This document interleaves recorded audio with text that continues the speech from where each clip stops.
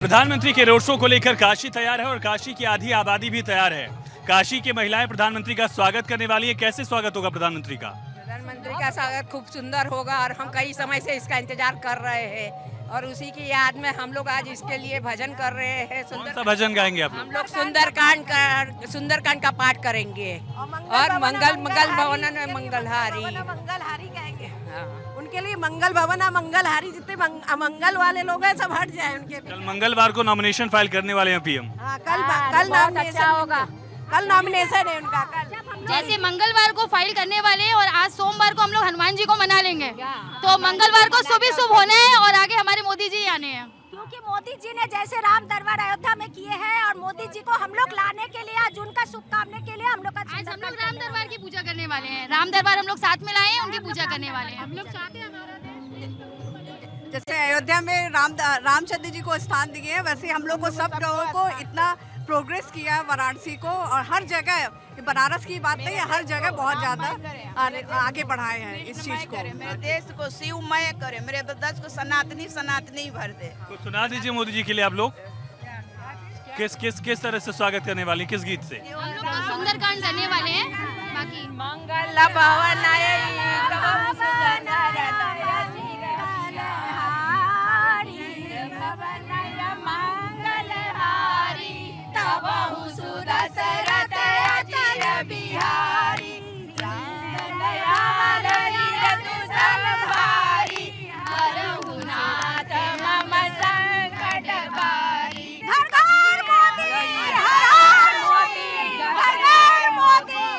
बनारस इतना अच्छा हो गया है कि अब मन करता है कि भगवान हमारे मोदी जी को कोई लेके ना जाए यहाँ से, और बार हमारे देश में मोदी की सरकार बनी रहे।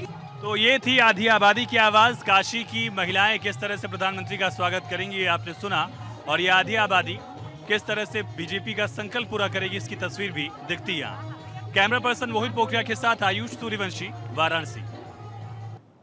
तो अदिति, बड़ा एक्सपेक्टेड सा ये तस्वीर वहाँ से नजर आ रहा है। वाराणसी, जहाँ से प्रधानमंत्री मोदी खुद एक कैंडिडेट के तौर पर कल नामांकन भरने वाले हैं। आयुष सूर्यवंशी मेरे सहयोगी इस समय ग्राउंड जीरो पर मौजूद हैं। आयुष, सबसे पहला सवाल मेरा आपसे यही है, वहाँ कैसा उत्साह लोगों के अंदर नजर आ रहा है? जाहिर है जब बात प्रधानमंत्री मोदी की हो रही है और वो कैंडिडेट होते हैं, वहाँ से जब वो उतरते हैं तो आप गली गली जाएंगे और आप वहाँ हैं तो आपने महसूस किया होगा पूरा का पूरा बनारस जो है वो मोदीमय है। क्या तस्वीरें हैं वहाँ?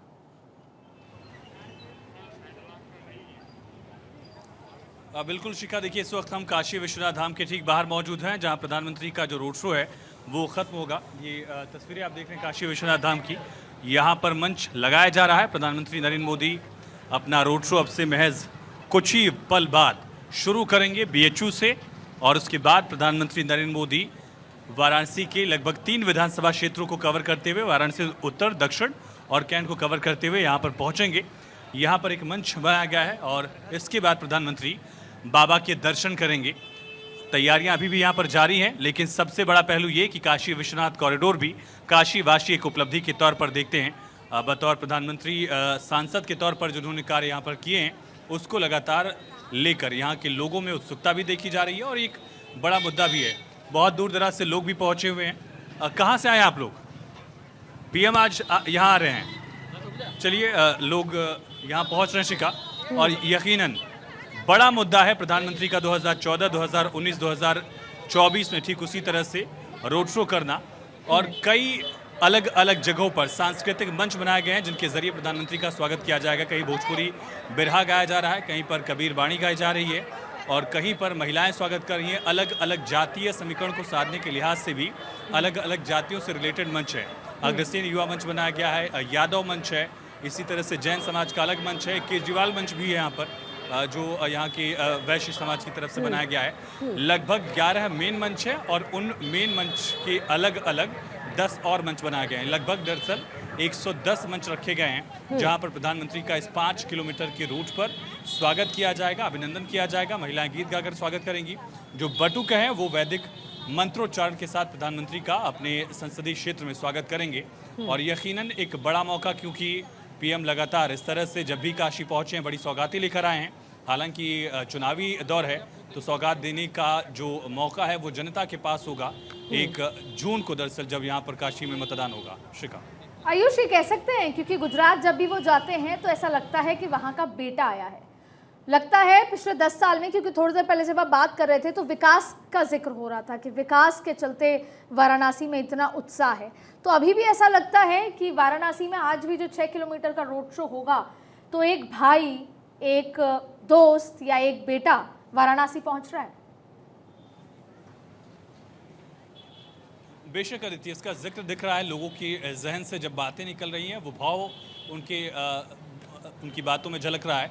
और जब जो बैरिकेड्स के इतर जो तमाम पोस्टर बैनर लगाए गए हैं अदिति, अगर उसकी बात की जाए तो वहाँ पर भी उनका जिक्र है, उन भावों को छूने की कोशिश की गई है। लिखा गया कि हमार मोदी हमार काशी, ये भोजपुरी शब्दों का इस्तेमाल किया गया है, यानी कि मेरे मोदी। अच्छा आयुष, मैं लौटती हूँ, लोगों की क्या, जो विदेशी यात्री हमारे यहाँ आते हैं उनमें लगभग 10 गुना की वृद्धि हुई है संख्या में। देशों की बात करें तो पूरा 13 दिसंबर 2021 से लेकर अभी तक हमारे यहाँ 139 देश के श्रद्धालुओं ने आकर बाबा का दर्शन किया है, और दुनिया में कुल देशों की संख्या 195 है।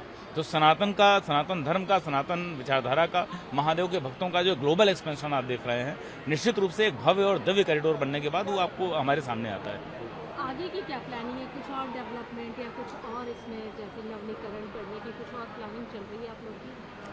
ये सारी योजनाएं देखिए बहुत ऊपर के स्तर से तय होती हैं। हम लोग बहुत छोटे लोग हैं यहाँ पर, कार्मिक के रूप में, अधिकारी के रूप में। हमें यहाँ व्यवस्थाओं को संभालने का दायित्व मिला है। व्यवस्थाओं को संभालते हुए जो नवाचार हम कर सकते हैं वह किया गया है कि यहाँ निश्चित रूप से जितने सनातन पर्व हैं उन सभी के लिए शिवार्चनम संध्या का। आयुष माफ कीजिएगा, मुझे अब जरा रिएक्शन लेने के लिए जाना पड़ा। आप अपनी बात पूरी कीजिए। आप बता रहे थे कि कैसे भोजपुरी शब्दों का इस्तेमाल वहाँ किया गया है। गुजरात का एक लड़का, कह सकते हैं दीदी, गुजरात से आया हुआ एक शख्स आज जो है उन इलाकों में बेटे की तरह देखा जा रहा है, और उसकी वजह केवल एक है आयुष, विकास, डेवलपमेंट की राजनीति।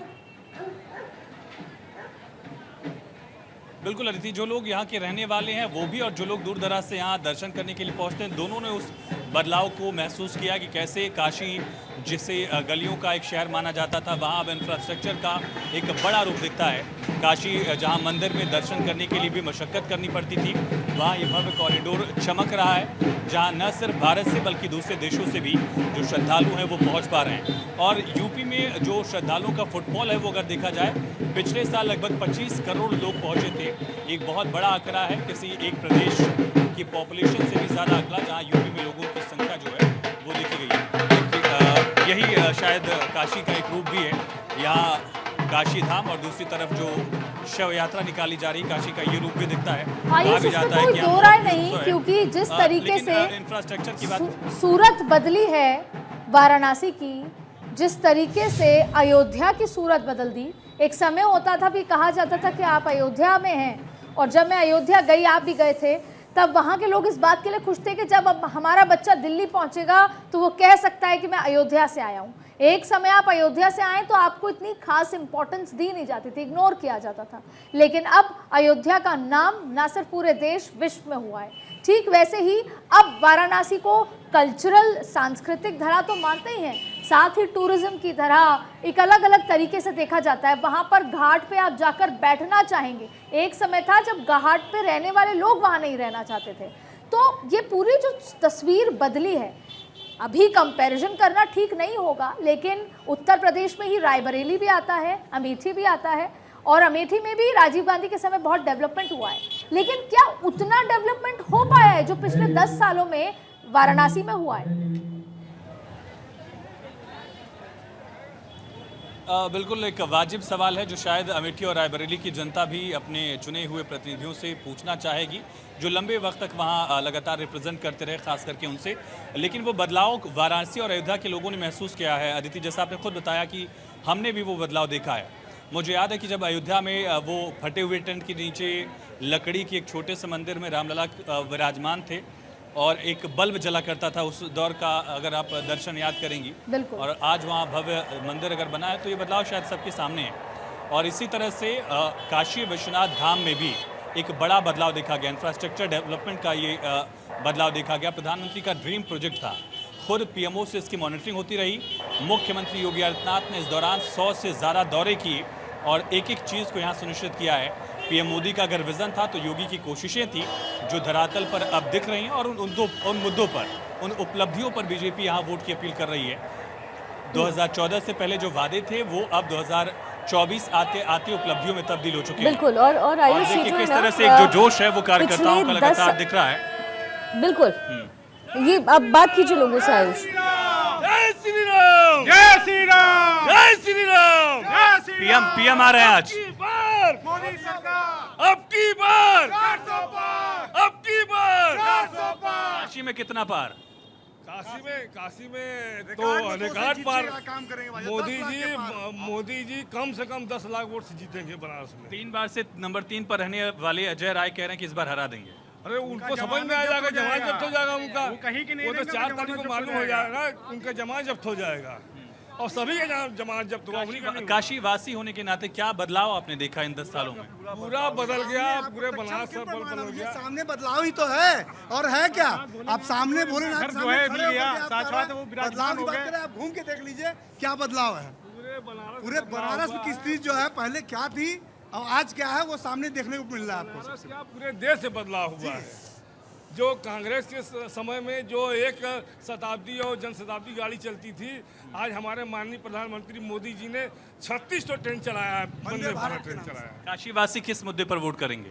विकास के मुद्दे पर, विकास किया, विकास के मुद्दे वोट करेंगे। काशी की कायाकल्प हो चुकी है, हाँ। चौतरफा। जहाँ चले जाइए गंदगी नहीं है, सफाई है और पूरा परिवर्तन है जो 70-80 साल में अभी तक नहीं हुआ। यहाँ के प्रतिनिधि खोजते हैं कि कोई काम हो तो बताओ, हम करके दिखाएं। आपके नज़र में कोई काम हो तो आप बताइए।